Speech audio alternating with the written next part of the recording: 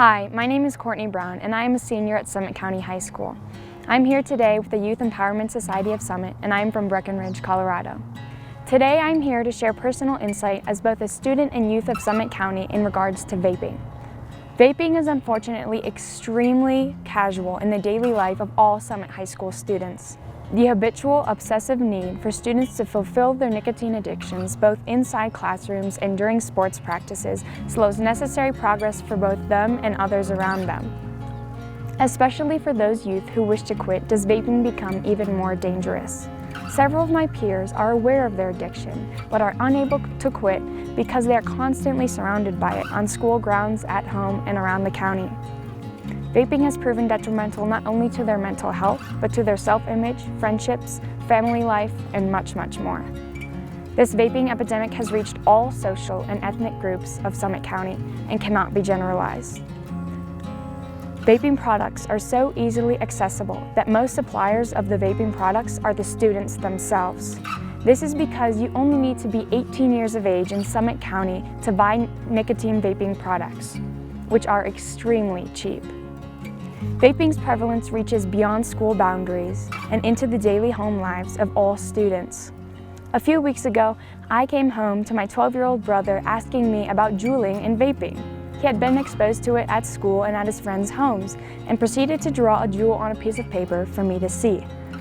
This was the first time I was able to realize just how far-reaching the effects of vaping were, not only in high school students in Summit County, but in middle school students as well.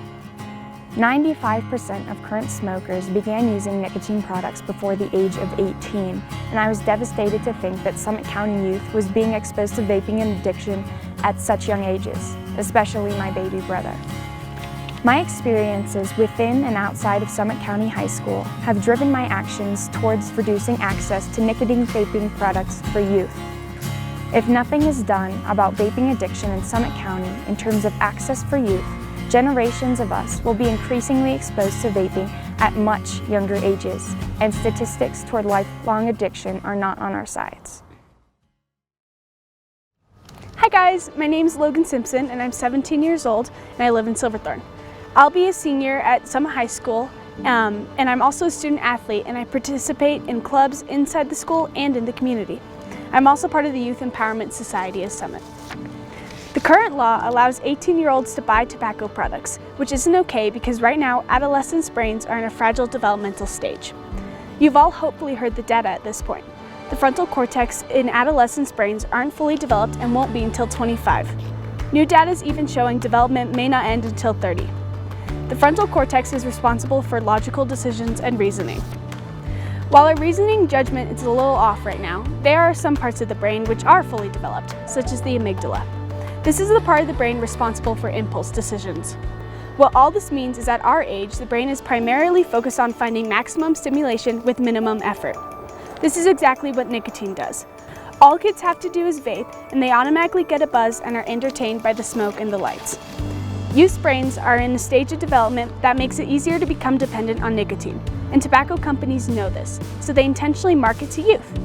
Out of everyone who vapes, the percentage of adults who vape is only 6.5%. If someone never smoked by age 18, the odds are 3 to 1 that they never will.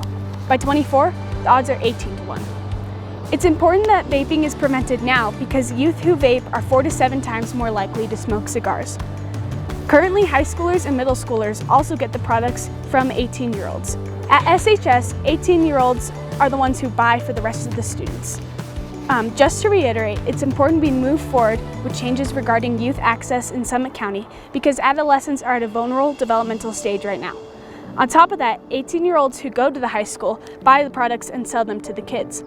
A decrease in access in adolescence would also put vape products into the hands of adolescents whose frontal cortexes are more developed, therefore putting nicotine and vape products into the hands of those who are more responsible and reasonable.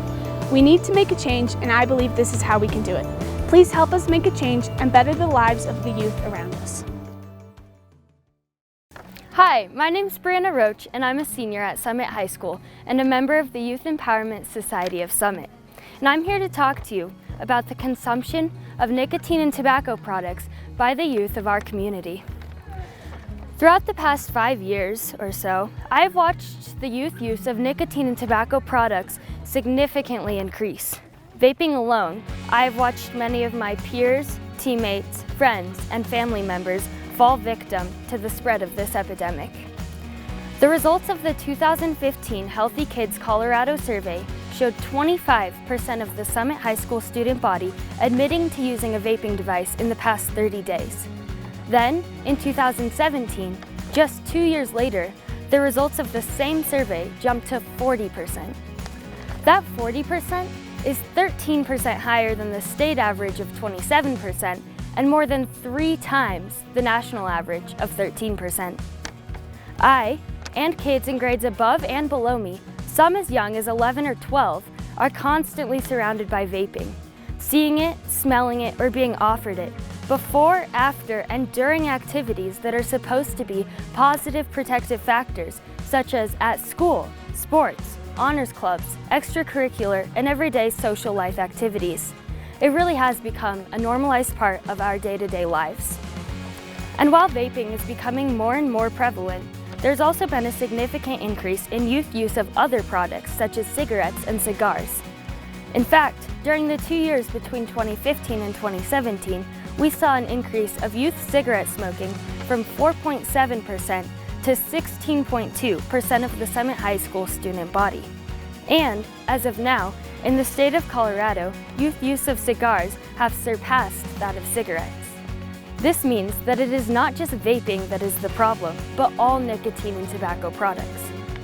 But how can we solve this? I believe the answer lies in reducing accessibility of products to the youth and increasing support available to us.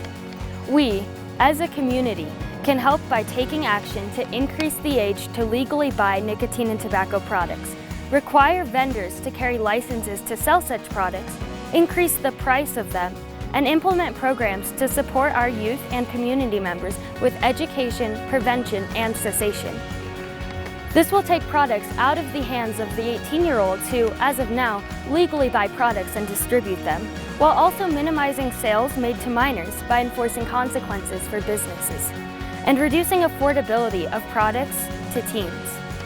It will support young people and encourage them to choose healthier lifestyles in the first place. Let us take a stand against this epidemic that has breached this beautiful, healthy, and fun community that we call our home. We can do this. Thank you.